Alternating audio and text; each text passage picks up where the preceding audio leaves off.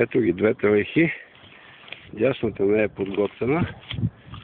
Вижда се как изглежда. Ето и лявата леха, която вече е подготвена да се идва.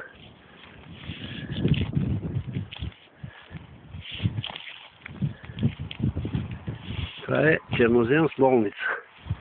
Една от най-тежките почви за обработка.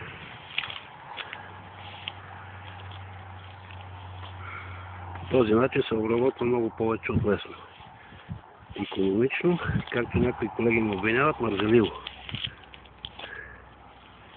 Важно е какви са резултатите, а не какви са идеите.